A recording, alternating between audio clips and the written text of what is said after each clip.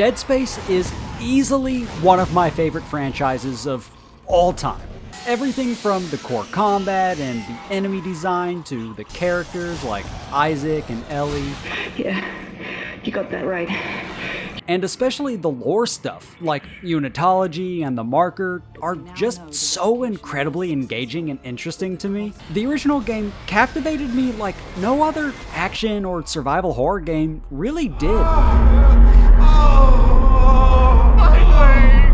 Featuring some of the most viscerally satisfying combat ever seen in gaming with that absolutely sick dismemberment system. Oh, somebody help me! Please! And the sequel really cemented it as one of my favorite franchises when it broadened out just about every game feature and let Isaac really shine as a far more fleshed out character. Why are you doing this? Why can't everyone just leave me alone, huh? Even the third game, despite its many flaws, has at least some redeeming qualities, or at least I thought so. Okay. It wasn't perfect, sure, but I thought the weapon customization system was a really interesting, albeit pretty flawed system. So I mean, it makes sense that different developers at EA would want to revisit the franchise and create a game free of a lot of those technical and creative barriers that existed in 2008.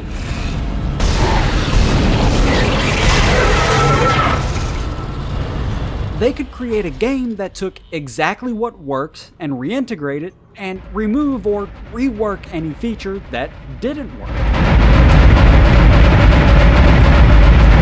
And to be honest, what they came up with was essentially a perfect game.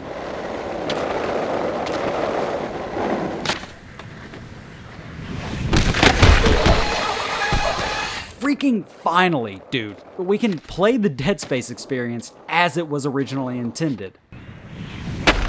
And a while after that, some guys would recreate the original game from the ground up, and I mean, I guess that's pretty cool.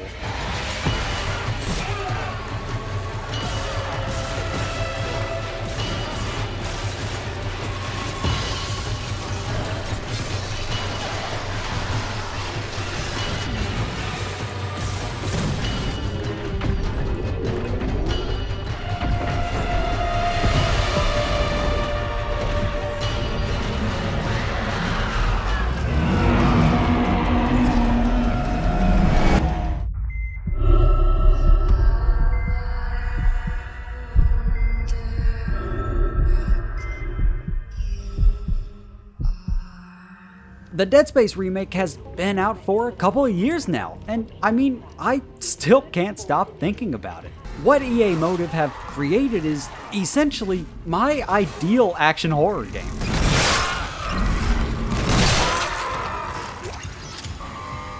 I absolutely blasted through it when it came out, beating it in a single sitting. Very thorough indeed. And I mean, that's not something I can really do anymore, but I genuinely just couldn't stop playing it. The combat was improved in every way, really making it feel a lot more like Dead Space 2. Yeah, you got that right.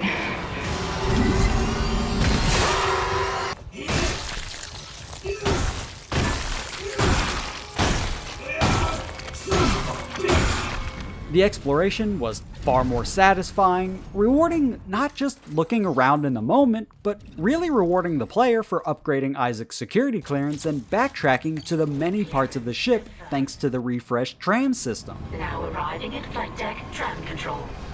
And the story, which was already extremely interesting, really just being one of the best examples of cosmic horror, like, ever, had really been fleshed out thanks to the newly added dialogue, in-engine cutscenes, and characters having a lot more depth this time around.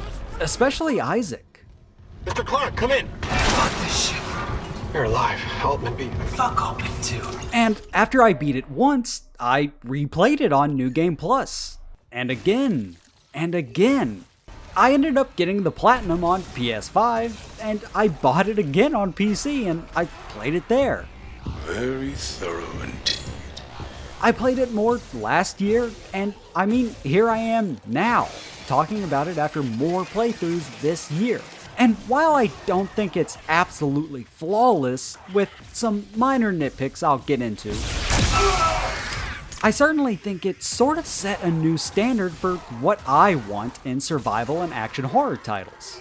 But alright man, let's just talk about everything, and I think the best place to start is with Twinkle, twinkle, little star. Right, so the general premise of Dead Space is that you play as Isaac Clarke, a systems engineer sent on a repair mission to check out the USG Ishimura, a massive spaceship that specializes in mining planets for resources.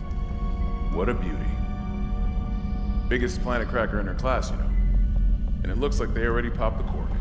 And upon arrival, he finds out that everything is kind of gone to shit, with everyone being dead, dying, or turned into flesh-ripping monsters called necromorphs. And over the course of the game, you'll slowly repair the Ishimura systems in an attempt to escape, as well as actively search for Isaac's girlfriend, Nicole. Nicole? It's me. You'll learn about the alien marker they dug up and its origins, and why man's hubris will be its downfall. Everything is about to change. That's what worries me.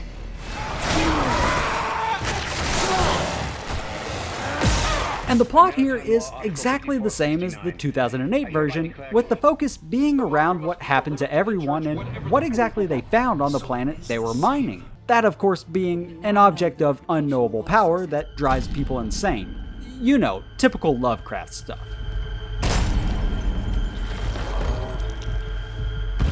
There are audio recordings, text logs, and holograms, all slowly unraveling the descent into chaos on the Ishimura. Right, Henderson, your teeth! He's pulling his teeth out! Just hold it! Where the fuck is security? And most of these remain mostly the same, Pulling his own teeth out!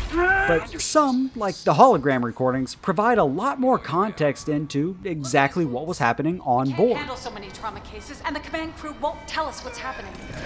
Susan. It's mostly the same passive and environmental storytelling the original had, really letting you piece together what happened after everything fell to shit, a lot like the first two BioShock games did. Imagine my surprise. But here, they've also added what are essentially cutscenes, where, you know, you lose control of Isaac as whatever situation plays out.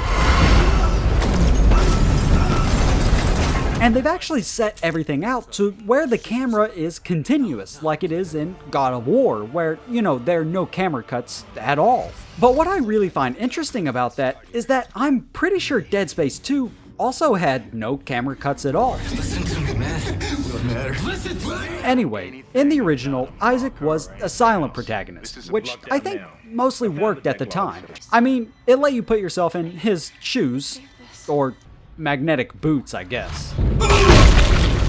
So anytime exposition had to be delivered, he would just kind of stand there and, you know, listen, like you, the player, were doing. But the problem is that some really fucked up stuff happens, and he didn't react, like, at all. So I'm actually super fucking glad that they brought back Gunnar Wright, the actor who portrayed him in the other games. Because, I mean, he just brings so much personality to Isaac. Why can't everyone just leave me alone, huh? He did in Dead Space 2 and 3, and he does here. Isaac, what's your status? Do you have the captain's rig? Fuck me. Ugh. Isaac is just such an interesting character. He's smart, he's resourceful, and he's determined. He's just extremely human, and I think that's really important. He's there to repair the ship, sure, but he's also there to make amends with Nicole after they had an argument where he kind of blames her for his parents' deaths. God. You might as well have killed them yourself. And you can tell that he really regrets it from the moment he says it. Oh God, no. Not her too. And I mean, that's something that everyone can relate to, I think. I think everyone has said or done something really stupid that they regret later, if not immediately. And so here, you've got what is essentially your everyday regular Joe, you know, a guy who specializes in fixing things, trying to fix something that he himself broke. And that makes Isaac relatable to a lot of people. I mean, myself included. I just want to make things right. And there's not just the emotional connection and, relatability to Isaac, but also the fact that he's just sort of your human anchor to the ship. The Ishimura is a cold, empty, and honestly unforgiving environment for you to be in. And I feel like Isaac in the original, while sure, being a stand-in for the actual player, is just as cold and empty as the Ishimura without any sort of acting. He doesn't have anything to say, he doesn't react, he just fixes things and shoots monsters. He's just a metal shell for you to inhabit.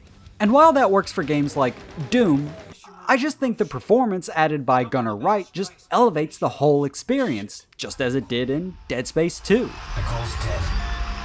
You're not really here. And that's not even to mention the performances from the other characters, which are also far better. Hammond in particular.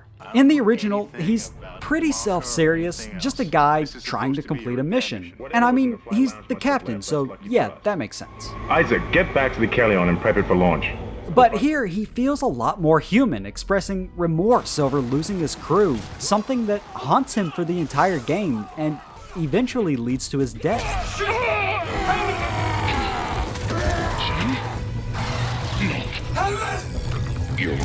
Oh God!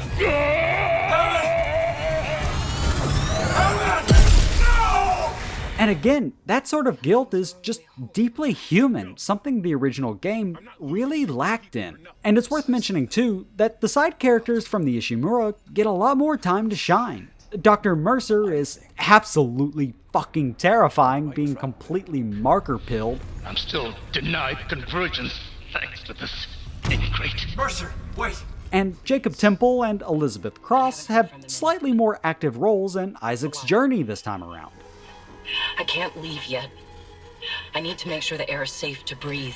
Dr. Kyne is also a bit more fleshed out, with his mental decline showing in more ways than he did in the original. Going after the marker. Of course. Amelia, quickly. Wait, Dr. Kyne. That guy's lost it. He killed the captain. We can't trust him near the marker. So like, overall, I just think everything is fleshed out more, and for the better. You're right. There are still the text and audio logs for more lore stuff if you want to, dive deeper, but the added cutscenes really heighten the experience, and those performances, Isaac's in particular, are just absolutely excellent. Never. Come on. Someone pick up the damn phone. So I get that people really liked Isaac being a silent protagonist, but I just think he's infinitely better as a fully fleshed out character. What does that mean? That Unitology's onto something? Unitology's full of shit. Forget it. But of course, story is only part of what Dead Space has to offer. Isaac, don't bother shooting those fuckers in the head. Doesn't even slow them down. Okay. The only way is hacking them apart. Those arms, the legs. Does that even kill them? Or do they just stop moving? Combat in Dead Space is superb. Like, in my opinion, it is almost perfect. Everything, down to the last minute details.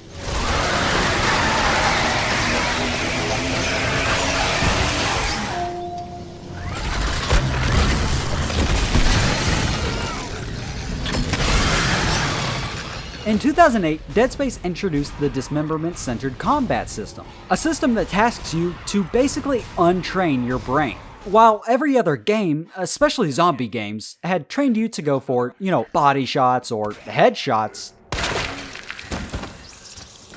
Dead Space has you aim for limbs. If an enemy is running at you, you've got to, focus up, aim, and take the legs off. If they're crawling at you, take their arms off. Whether they were launching projectiles or trying to explode you, every enemy could be taken apart bit by bit to keep them from advancing their assault. It was just an incredibly intelligent as well as satisfying system of combat. And I actually replayed the entire original game for this video, and I gotta say, that whole system still absolutely holds up. Goddamn right.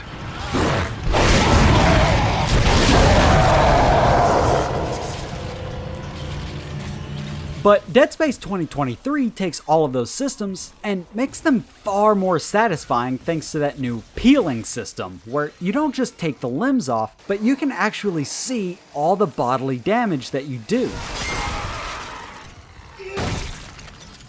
The lasers from the plasma cutter and the line gun tear down to the bone, and the force gun flat out rips the skin right off of enemies. I mean, gross, dude. And that's all to say that the dismemberment system is just a gameplay system that still feels absolutely excellent. And on top of that, they've added mechanics from Dead Space 2, like throwing pipes to impale enemies, fan blades to dismember them, and even ripping the claws right off of the dead to throw back at other necromorphs. You can use kinesis to pull blades off dead ones and shoot back at them. Watch. Watch.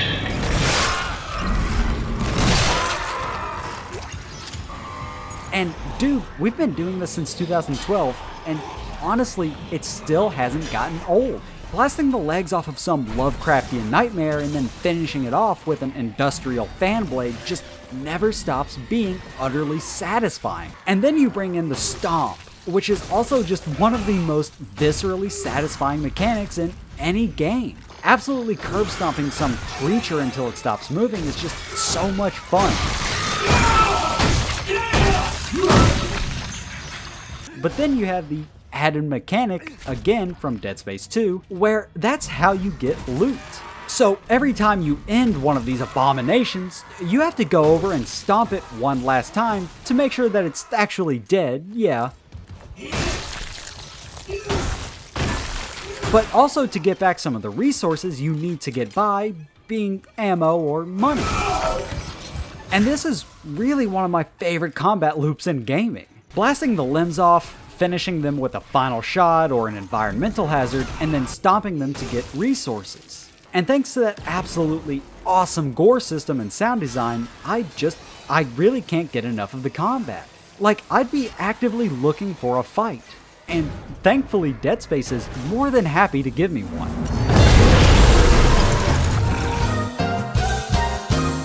The game is constantly pitting you up against numerous enemies in different varieties. Even as you explore, enemies will pop out of the occasional vent or out of the ceiling. But while I think the core combat loop is one of the best I've ever really experienced, I don't think it's perfect, specifically when it comes to the actual difficulty.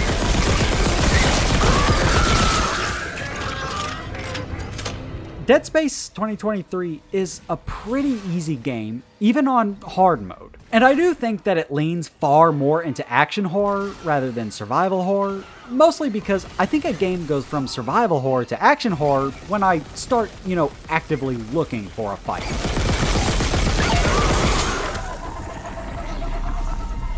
Like in Resident Evil 2, you're going to be in the occasional situation where you'll want to avoid a confrontation. Whether you're low on ammo, health items, or just overwhelmed, you'll have to pick your battles sometimes.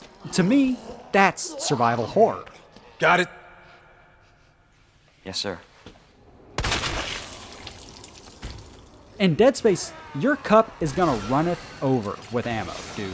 You'll never be in a situation that you can't shoot your way out of, even on hard mode. But then, with the added TK attacks, like I mentioned earlier, you can save a ton of ammo. And so, it kind of feels to me like maybe they reeled in the difficulty at the last minute. Because all of the mechanics are in place for you to have to use the TK attacks to save ammo because resources could be a lot scarcer. But that's just never the case.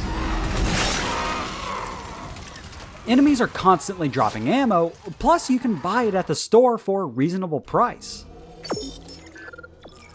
And the TK attacks do offer a ton of variety to player attacks and can even be comboed with weapon attacks, but you never feel like you have to use them. I just kind of wish there was a difficulty that really forced you to engage with those environmental attacks. But even then, that's kind of just more of a nitpick than anything, because the combat mechanics work absolutely excellently as they are, offering a ton of player choice as to how you engage enemies. Do you want to blow everything away with your tools, or impale every enemy with their own limbs? It's just an awesome system that never gets old.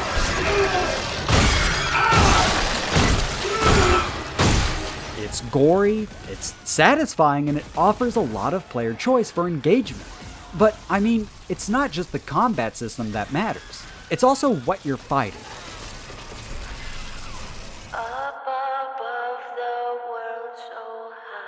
Necromorphs are some of the best enemies I think we've ever seen in gaming. They're gross to look at, they're satisfying to kill, and they come in a pretty wide variety, especially as the series went on.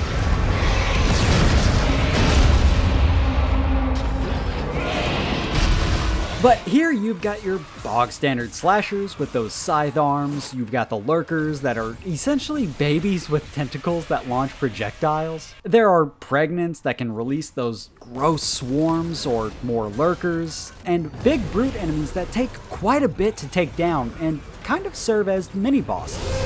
Hazardous anomaly detected. There are the exploders, leapers, dividers, and these guys, twitchers, that can move super fast. Oh, and let's not forget about the hunter, that regenerating enemy that Isaac has to contend with from time to time.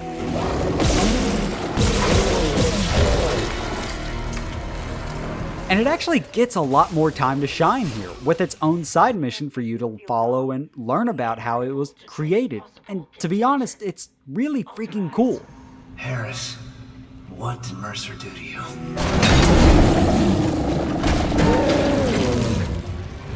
Every enemy in Dead Space requires you to use a different tactic to take on. I mean, slashers go down in almost any fashion, but if you accidentally shoot a pregnant in the torso, you can release that swarm or another lurker. And while you can use stasis on any enemy, it doesn't work on twitchers, and you actually have to aim for their center to slow them down. Every enemy just adds their own unique element to combat encounters. And as I played 2008 Dead Space, I came across enemies I forgot about, who have armored legs forcing you to go for the arms and the head. They return here too, meaning you can't just rely on shooting the legs off of every single enemy at the start of an encounter. So, I mean, you can't even rely on the same strategy all the time. It's just a combat sandbox that keeps you on your toes at all times, trying to figure out the optimal way to take out every enemy that you come across. And when you're in it, taking off the right limbs, off the right enemies, using their strengths against them, it's just so satisfying, dude. You're goddamn right.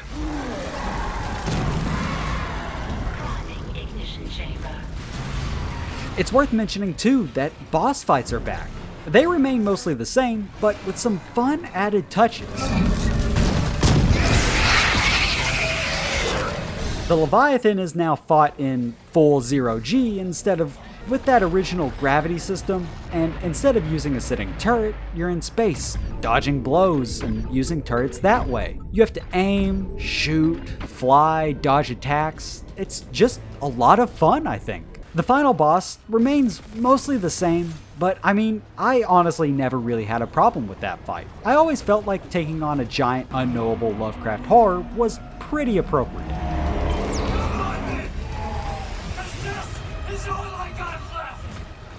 Yes! That's awesome!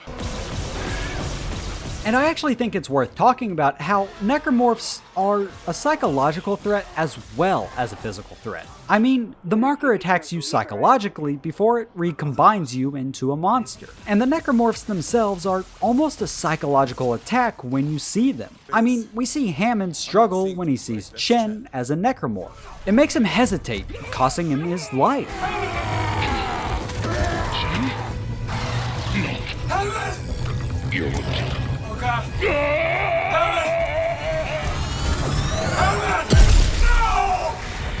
And I think these enemies are an altogether more horrifying enemy than we're really used to seeing in games. I mean, we're used to seeing zombies. They used to be people, and they still look like people, but you know they're gone. But here, these things are the co-workers and loved ones of people recombined into tools of death. So seeing what used to be a girlfriend turned into a monster equivalent of a tool used to kill as efficiently as possible is just a psychological horror we don't really see a whole lot.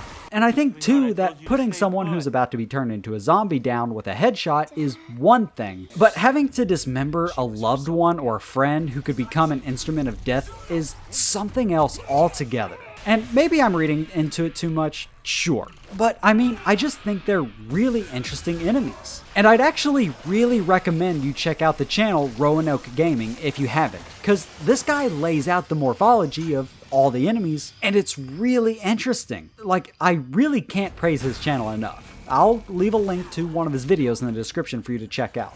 And while fighting these guys is a ton of fun, it wouldn't be nearly as fun as it is if you didn't have fun weapons to use. And man, are the weapons in Dead Space fun to use.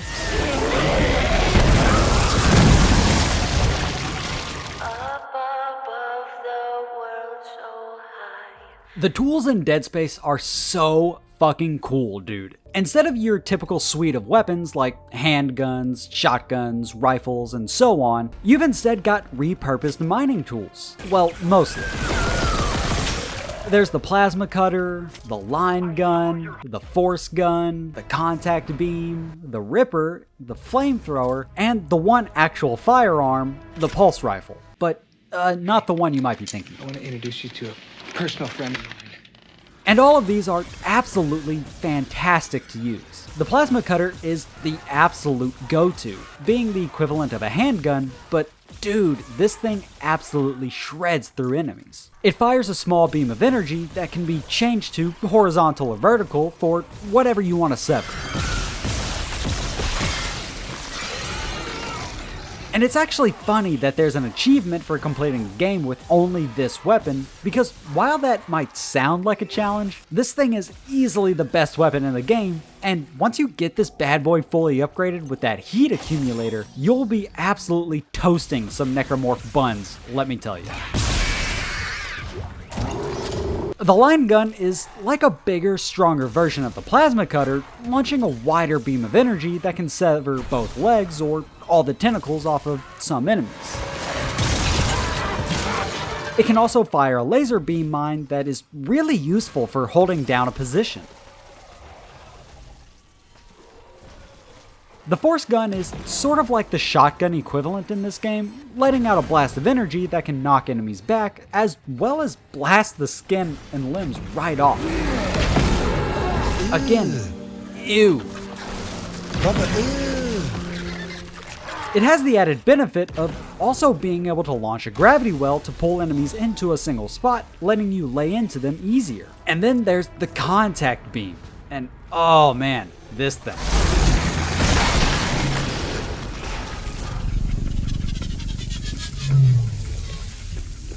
Holy shit.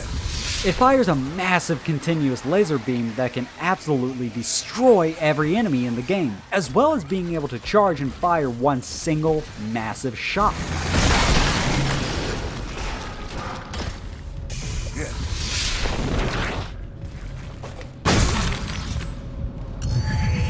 The Ripper is a saw that can be used to slice away at limbs, as well as launch those saw blades, sending them ricocheting around the room. The flamethrower can be used to hold enemies back, it can melt their flesh off, and it can project a wall of flames to hold them at bay. Finally, the pulse rifle is a pretty standard assault rifle, being able to, fire rapidly, as well as launch a grenade that can explode on contact or act as a mine. That's a grenade launcher. I don't think you want to mess with that. And again, man, these are all absolutely awesome. But not only are they just satisfying to use, but they're all viable for the entire game. You'll never feel the need to replace a weapon with a better one or stop using one because it just feels like it isn't doing enough damage. The plasma cutter kicks ass for the whole game, as does the line gun and the Ripper. It really just comes down to what you want to use. In the original game, weapons had to be purchased from the store, but here you actually find them around the Ishimura as you progress. And thanks to the pacing of how you find them, you really get to experiment as much as you want finding the playstyle that suits you. And on top of that, Dead Space offers a really robust and satisfying upgrade system. Like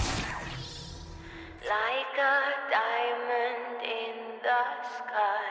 As you explore, you'll find nodes and weapon-specific upgrade schematics that can be brought back to a workbench to upgrade your gear. You can upgrade damage, capacity, reload speed, and so on. And every weapon has a few different weapon-specific upgrades. Like, the plasma cutter can cause burning damage over time, as well as be able to lay enemies flat on their ass with a melee attack. The Ripper can ricochet blades more, and the line gun can fire mines that have multiple laser beams instead of just one. And like I said, every weapon has multiple of these, offering a shit ton of customization to how you want to play. And all of these upgrades can be fully refunded if you want to dump nodes into a different weapon at any time. It's just super friendly to player experimentation. It's also worth mentioning that you'll find new suit schematics for Isaac as you explore, which provide more upgrade nodes for health, air, and more, as well as an increase to his inventory size. And like, not only is this functional, but the suits look pretty sick too. What I do wish that they brought back from Dead Space 2 though, is the suit-specific perks, like extra damage with certain weapons or price changes at the store. As it is, it's a fantastic system. I just really like that system in Dead Space 2. Oh, and the suit-up animations really kicked ass in that game.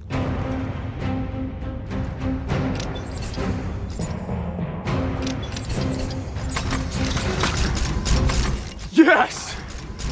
That's awesome! So I mean, I think the progression is really fun and really satisfying. Every time I found a new weapon, or a suit upgrade, or schematic, I'd hightail it back to a store or to a bench to try it out. But you do have to put in some work to find these weapons, nodes, and schematics, and that leads me into another added and fantastic system of Dead Space 2023. In the original Dead Space, levels were fairly linear as you worked your way from one part of the ship to the next, and it really worked for what it was. It was paced well and kept you progressing through the story, but what they've done here is make the ship one massive environment. You'll go from one part to the next via the tram, just like in the original, but at almost any point, you can go back to the tram and go back to any previously accessed area. Bridge. And I just really think that this is an absolutely genius addition. You'll be doing a lot of this sort of backtracking if you want to see everything Dead Space has to offer, because on top of the main story, you actually get side objectives as well that provide a whole lot of context and background on what was going on during the downfall of the Ishimura. And frankly, this vendetta against Dr. Mercer just sounds like more of your bigotry. My what? You'll also slowly upgrade Isaac's clearance level, allowing you to go into previously inaccessible rooms and open up locked containers. And all of this is totally optional. You'll get a ton of valuable resources and bits of lore, but you can get by without doing any of these. But if you do decide to backtrack, the game really keeps you on your toes with the director. They've implemented a system that drops in occasional enemies, turns lights on and off, and some points they initiate these lockdowns that put you into an entire combat scenario.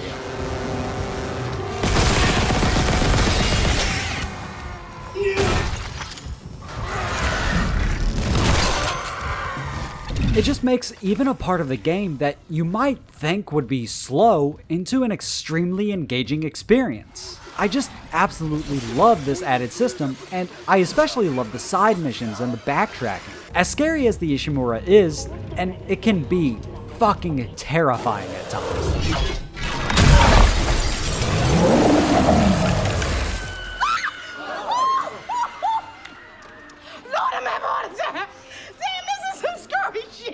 I still wanted to spend as much time there as possible. It's also worth mentioning that often when exploring, as well as completing certain tasks, you'll enter these zero gravity areas. And again, they've added another feature from Dead Space 2, that being flying in zero gravity. In Dead Space 2008, you do this sort of jump from one area to the next, and it worked. But being able to have full 360-degree movement is just so much cooler. It's fluid and easy to control, plus whenever enemies are added, combat can become extra tense as you try to orient yourself and find them. It's just a ton of fun, dude. But I mean, exploring the Ishimura wouldn't be nearly as cool as it is if the ship was boring. And that leads me into what ties the whole Dead Space experience together. Dead Space 2023 is easily one of the best looking and sounding games I think I've ever played. Yeah, I hope so. Everything from the squelching of enemies as you stomp them to the way lighting and fog is handled is just absolutely excellent. It's dark, atmospheric, and altogether just a really creepy place to be in. I mean, the original Dead Space is actually pretty brightly lit. It has some dark spots, sure, but for the most part, it never gets to where you really need to use a flashlight. Dead Space 2023 gets dark, dude. There are those sections where you get to choose between something like life support and lights, and when those lights go out, it is absolutely terrifying. And then you have the whispering, the random pipes bursting, and fans overloading. It just makes for a really intense experience, especially if you're wearing headphones. Weapons look and sound fantastic as well, and even character models look really great, doing a great job of capturing emotion. Dead Space was developed with the Frostbite engine, and EA Motive really made the most of what they had, because the whole game really does just look and sound absolutely fantastic. Everything that has happened on the Ishimura is just the beginning. But alright, man, this has gone on long enough. Let's wrap this up.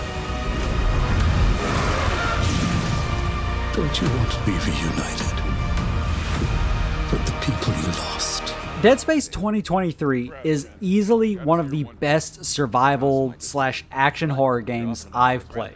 It's one of the best games I've played, full stop. Everything from the combat to the lore to Isaac himself is just so cool to me. I just love Dead Space, honestly, if you couldn't tell. No shit. Like I said at the beginning, it's just one of my favorite franchises in general. And maybe this video was just a video to let me run my mouth about how much I love the Dead Space remake. Sure. But it's also my channel, damn it, and I want to talk about the games that I like. And man, do I love Dead Space. Okay.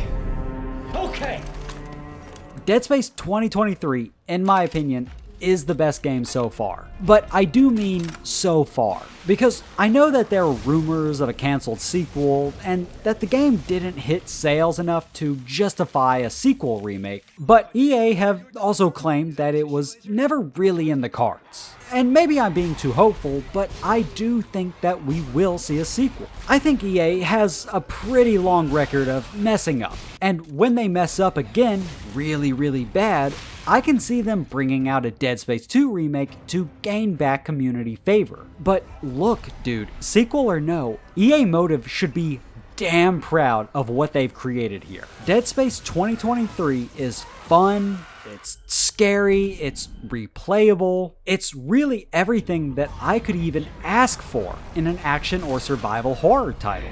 Yeah, you got that right. And you know, if we never got another Dead Space game, I mean, this is one hell of a game to end the series on.